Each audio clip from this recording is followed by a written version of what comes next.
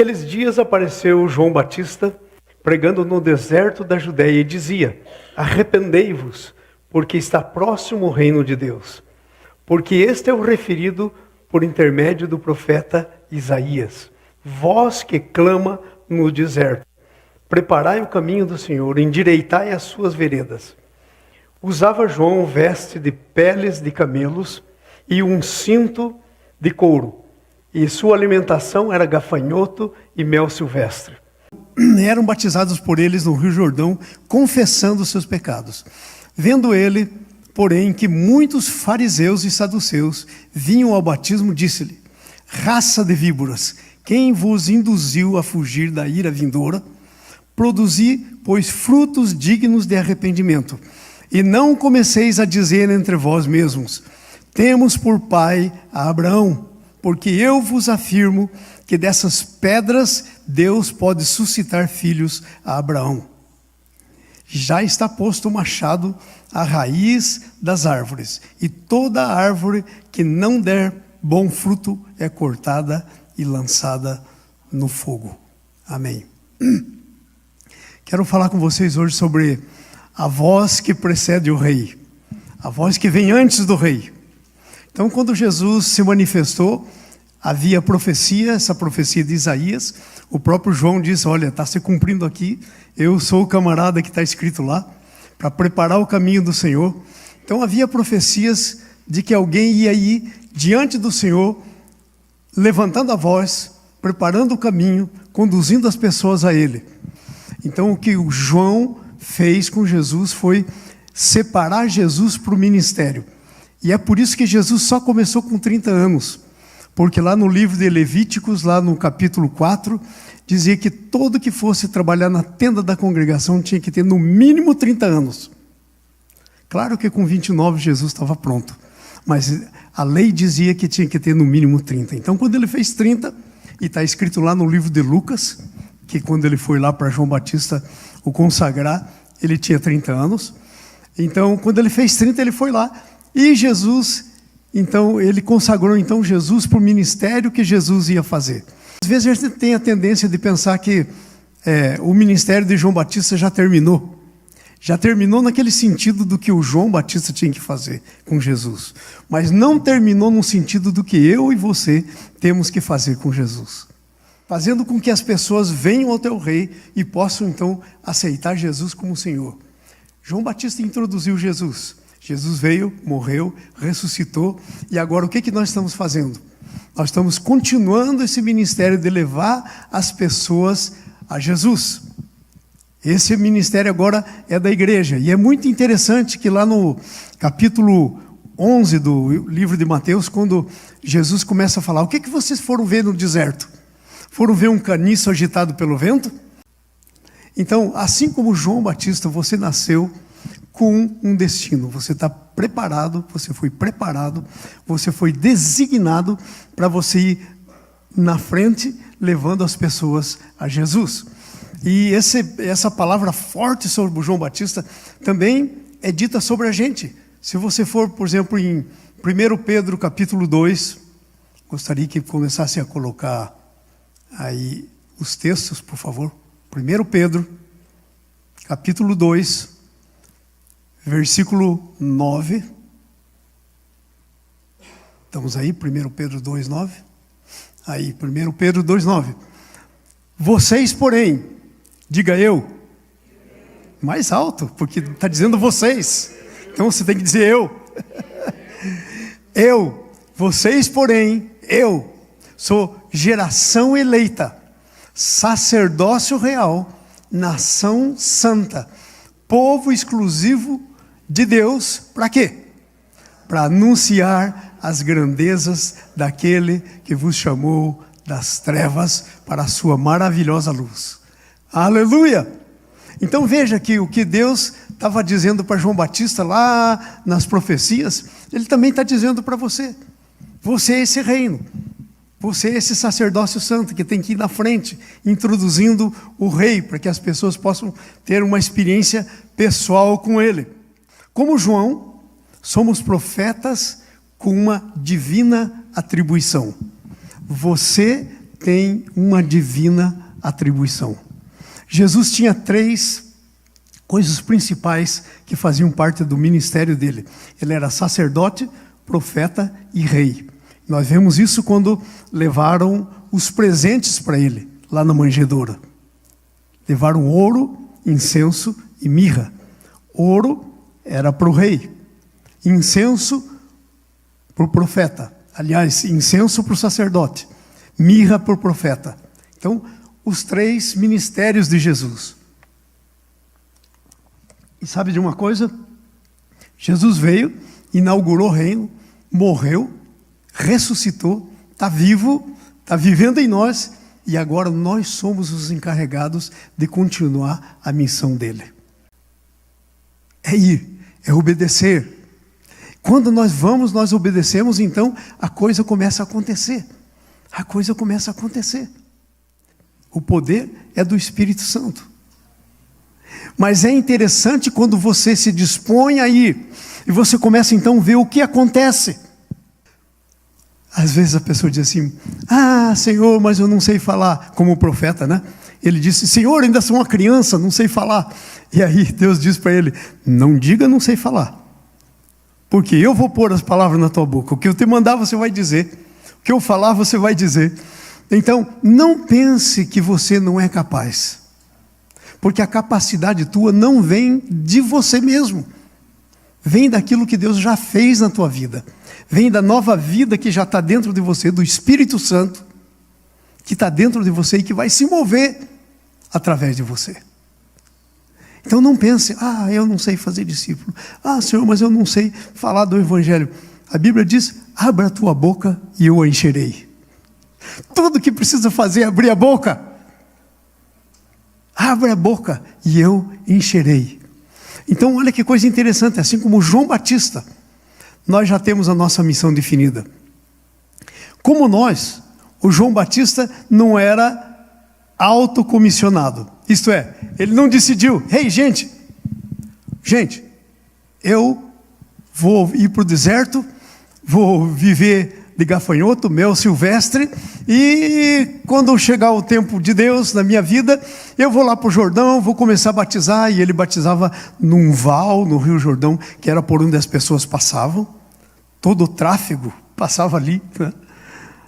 Então ele estava lá batizando. Então ele não pensou isso, ele não se autocomissionou. Ele nasceu com uma comissão. Deixa eu dizer para você, não é você que se autocomissiona, você nasceu com uma missão.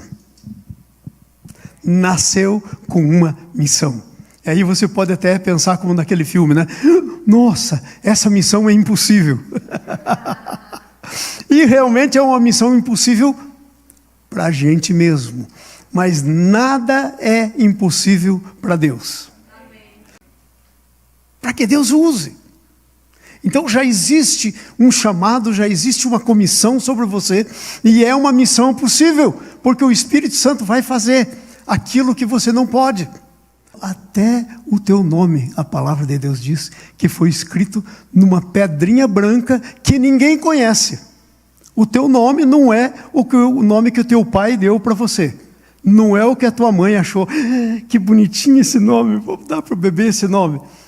O teu nome é aquele que Deus te deu, está escrito numa pedrinha branca, e a Bíblia diz lá no Apocalipse: ninguém sabe, é só aquele que tem o nome escrito. Já pensou quem você é? Então não podemos dizer: ah, pobre de nós somos muito humildes. Não, nunca pense isso. Então, como ele, como João Batista, nós somos enviados por Deus. E sabe o que a Bíblia diz para você? Eu é que sei os planos que tenho para vós. Deus é que sabe os planos que Ele tem para você. Então a melhor coisa que a gente pode fazer é perguntar: Deus, o teu plano para mim? Aí Deus vai dizer: vamos começar devagarinho, vamos. Começa evangelizando aquele seu amigo, aquela sua amiga. Começa falando de Jesus para ela. E aí você vai ver o que eu posso fazer. E aí você se anima. Como nós, o João Batista veio para fazer algumas coisas, e nós vamos fazer essa mesma coisa. A primeira coisa era preparar o caminho. As pessoas não conhecem Jesus. Jesus é o caminho. Então, o que você tem que fazer com aquele seu amigo que não conhece Jesus, com aquele seu conhecido, aquele que trabalha com você que não conhece Jesus? Você prepara o caminho. Você é alguém que prepara o caminho para que Jesus chegue até ele, pela palavra. Começa não do jeito negativo, porque às vezes a gente é muito negativo. A gente quer começar já com o juízo, antes da misericórdia. Então não começa com o juízo, começa com a graça. Entenderam? Então, como João Batista, a gente tem que preparar o caminho. Mas como João Batista, a gente tem que confrontar o pecado. Veja o que o João Batista fez. Vem aquele grupo de religioso e quer se infiltrar no meio, passar por ali, né? João Batista diz, raça de víboras. Eu não sei se dissesse isso na igreja, ficaria alguém. Mas o João Batista diz, raça de víboras, bando de cobra, cobras venenosas. Quem induziu vocês a fugir da ira? Então por que eles estavam vindo para ser batizados? Para fugir da ira. Quem vos disse para fugir da ira? Então, confrontando o pecado. Nós precisamos fazer isso. E veja só, e a primeira confrontação de pecado que tem que existir é na minha própria vida. Na minha própria vida. Eu preciso começar a confrontar os pecados na minha própria vida. Porque Deus que vive em mim é um Deus santo. Os anjos cantam, santo, santo, santo. Santo Pai, Santo Filho, Santo Espírito Santo.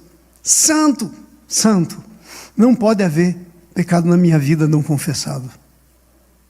A Bíblia diz que se eu disser que não peco, sou mentiroso. Mas uma coisa é eu cometer um pecado como um acidente, outra é viver no pecado. Eu preciso confessar o pecado, abandonar o pecado. Então, assim como o João Batista, é isso que nós temos que fazer.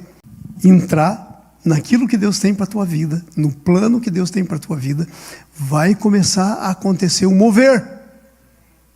Ah, mas Senhor, será que vai haver um mover? Vai haver um mover. Vai haver um mover. Deus vai produzir, pelo Espírito Santo, esse mover, como fez com João Batista. Essa é a vontade dele fazer comigo e com você. Amém? Vamos andar um pouquinho para frente aqui. A mensagem de João era clara, como a nossa deve ser. Às vezes nós não temos uma mensagem clara. Às vezes nós deixamos as pessoas meio confusas com a mensagem. Olha, sabe qual que é um erro que nós cometemos assim? Um erro muito terrível, que a gente comete isso frequentemente. A gente quer ensinar para as pessoas os conceitos da vida cristã sem que a pessoa ainda tenha se tornado um cristão. A gente quer que a pessoa viva como cristã sem ser cristão. É impossível. Então o que acontece? Nós temos que prestar atenção. A nossa mensagem tem que ser clara. Tem que ser clara. Eu estava falando com os meninos lá da Indonésia sobre contextualização. E eles disseram, será que Jesus fez contextualização? Eu falei, muito. Deixa eu mostrar um texto para você. Está aqui no João 3, um homem chamado Nicodemos veio falar com Jesus. E o Nicodemos era um mestre, e ele disse, olha, eu sei que o senhor é mestre, eu sou mestre, eu sei conhecer mestre. Então eu vim aqui para a gente bater um papinho de mestre para mestre. Jesus disse, ok, deixa eu sugerir o texto. Deixa eu sugerir o assunto. Se alguém não nascer de novo, não pode ver o reino de Deus. Aí o Nicodemos disse, se enrolou o mestre Jesus, se enrolou. Como é que alguém vai nascer de novo sendo velho? Vai voltar no ventre da mãe e nascer a segunda vez? Aí Jesus disse, olha, você não está entendendo direito, tem que nascer da água e do Espírito. E aí então Jesus vai explicando. Mas Jesus começou no ponto principal. E sabe quem é o ponto principal? é esse. Nós temos que nascer de novo, receber uma nova natureza, natureza de filhos de Deus, não natureza de religioso. Não precisa muita coisa para se tornar um religioso, mas um filho de Deus é uma outra coisa. Nós temos que nascer de novo e ir no ponto da mensagem. Então ele dizia assim, só tem um jeito, vocês têm que se arrepender, porque o reino do céu está próximo. Se arrepender. Sabe como é que você nasce de novo? Existe um caminho para você nascer de novo. Primeiro caminho, convicção de pecado. Segundo caminho, arrependimento. Terceiro ponto do caminho, fé. Convicção de pecado, arrependimento e fé. No fim dessa história, você nasce de novo. Se você crê. Porque você pode ser convencido do pecado, mas continuar no pecado, não acontecer nada. Você pode ser convencido do pecado e dizer, estou arrependido, mas eu acho que eu não mereço. Você não crê. Sem fé é impossível agradar a Deus. Você tem que crer. Eu estou perdido. Senhor, salva-me. E aí então você entra na fé e você nasce de novo. Então a mensagem clara, arrependei-vos. Tem que haver arrependimento. Não é só fazer uma caiação externa. Vai lá no cemitério, um monte de túmulo lá, você passa uma tinta branca e fica aquela coisa bonita. Aquele túmulo bonito. Mas abre o túmulo para ver o que tem lá dentro. É isso que Jesus disse quando chamou de sepulcros caiados. É isso que Jesus quis dizer. Então, a mensagem precisa ser clara. E outra coisa, muitas vezes a gente quer amaciar as coisas. A gente quer ser brando. Não, eu tenho que ser brando com a pessoa. A gente tem que ser o que o Espírito Santo quer que você seja. Dizer o que o Espírito Santo quer que diga. João Batista foi assim, sem branduras, sem concessões. Veja o versículo 7 do capítulo 3. Veja o que diz aí, Versículo 7. Vendo ele, porém, que muitos fariseus e saduceus vinham ao batismo, disse-lhes, raça de víboras, quem vos induziu fugir da ira vindoura? Produzir fruto digno de arrependimento. Vocês estão entendendo? Sem concessão. Às vezes a gente faz concessões. E aí a gente compromete o evangelho. E a pessoa sempre fica na periferia. E nunca entra. Ele confrontou a hipocrisia religiosa. Todo ser humano, por causa do pecado que há em nós, é um religioso hipócrita. Todo ser humano, até que nasça de novo, até que saia para uma vida nova, é um religioso hipócrita. Religiosidade faz quase que parte, é uma grande necessidade do ser humano. Por quê? Porque no coração do ser humano tem um buraco do tamanho de Deus. Só pode ser preenchido por Deus. Então, a religiosidade entra em ação e vai preencher. Eu sou boazinho. Vamos fazer uma misericórdia para alguém. Vamos fazer aqui uma doação. Vamos visitar alguém que está doente. Então começa a fazer um monte de coisa que deve ser feito. Não me entenda errado. Mas depois que você se torna cristão. Depois. Como consequência da nossa vida cristã. Então temos que confrontar essa hipocrisia. Ele expôs o pecado. Veja o versículo 6. Versículo 6 aí do capítulo 3. Diz assim: e eram por eles batizados no Jordão, confessando os seus pecados. Confissão de pecado hoje em dia está meio fora de moda. Ninguém quer confessar o pecado. Todo mundo quer ser perdoado, mas sem confissão. Quando a Bíblia diz, se confessarmos os nossos pecados, Ele é fiel e justo para nos perdoar os pecados e nos purificar de toda iniquidade. Se, duas letras, S-E, é uma condição. Se não houver confissão, não há perdão. Ah, eu estou arrependido. Ok, muito bem, está arrependido. Já confessou? Sem confissão, se confessarmos os nossos pecados. Outra coisa interessante, ele chamou as pessoas para uma verdadeira transformação. João Batista disse assim: produzir fruto digno de arrependimento. Está arrependido? Aleluia, glória a Deus. Recebeu Jesus? Maravilha! Agora precisa de vir os frutos do teu arrependimento. De onde estão os frutos? Pelos frutos os conhecereis. Não pode uma árvore má dar bom fruto, nem uma árvore boa dar mau fruto. Os frutos. Então nós temos que ter essa mensagem clara. A mensagem que nós precisamos ser frutíferos. Sabe, mesmo quando lhe custou tudo, até a sua própria vida, João não mudou a mensagem. E aí, por algum motivo, o João foi levado na presença lá do rei, e o rei estava vivendo com a mulher do irmão dele. E o João Batista: ei, não te é lícito fazer isso. Aí aconteceu um detalhe interessante, que a filha da Herodias, que era essa mulher, que estava vivendo amaziadamente com o rei, dançou na frente do rei, e o rei disse assim: ó, gostei muito da tua dança, te dou até a metade do meu reino, o que você quer? Ela foi falar com a mãe: mãe, olha só, eu estou para receber o que eu quiser, eu posso pedir o que eu quiser, até metade do reino. A mãe disse: pede a cabeça do João Batista. Pede a cabeça do João Batista. Aí ele vai parar de importunar a vida da gente. E ela foi lá e pediu a cabeça do João Batista. E o rei cortou a cabeça do João Batista e trouxe numa bandeja para ela.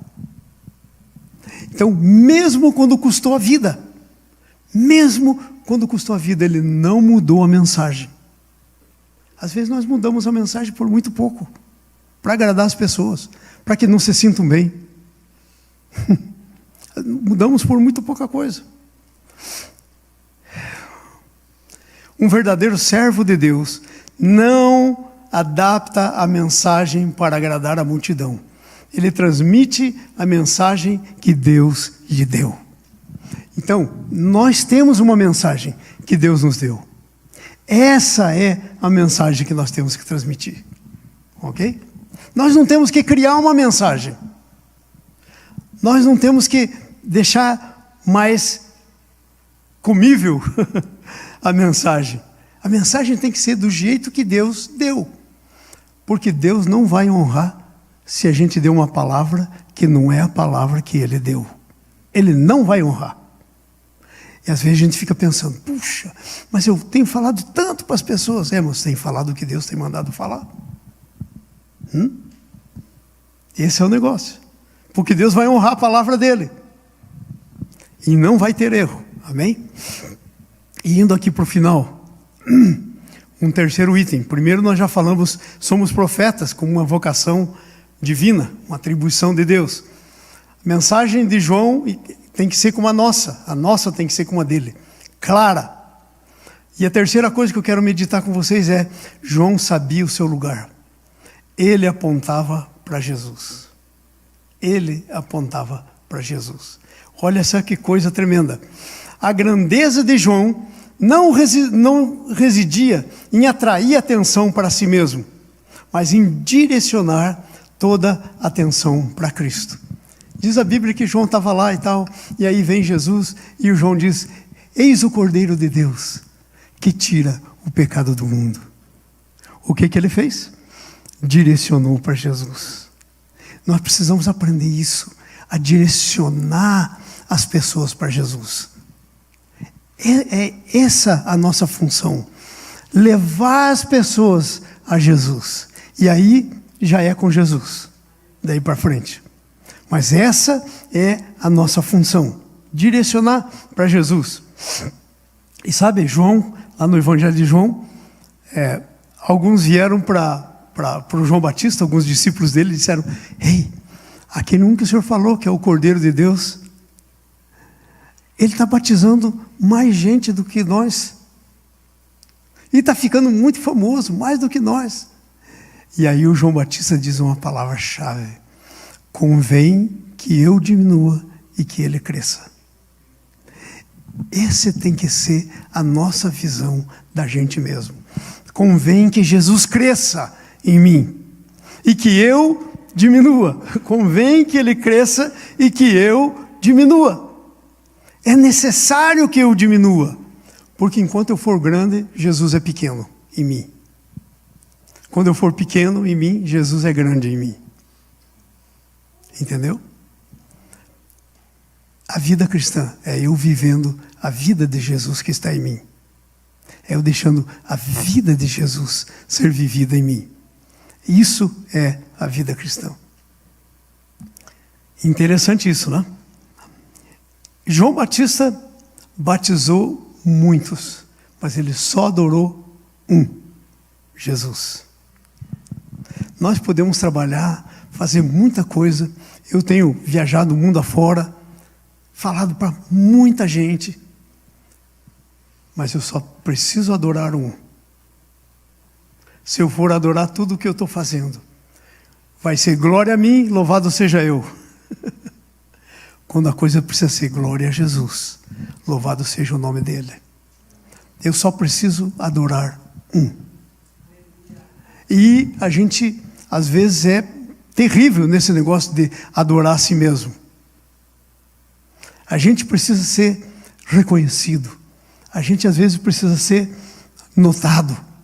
Às vezes, a gente precisa que as pessoas digam: mas eu tenho trabalhado tanto na igreja, mas o pastor João não reconhece. Nunca vou reconhecer. Você não está trabalhando para mim?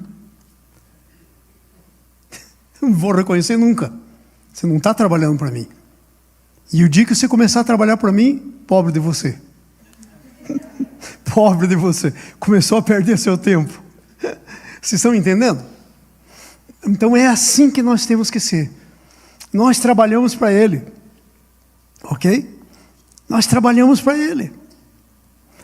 Ele pregou com ousadia, mas exaltou a Jesus. Não exaltou a pregação dele, exaltou a pessoa de Jesus.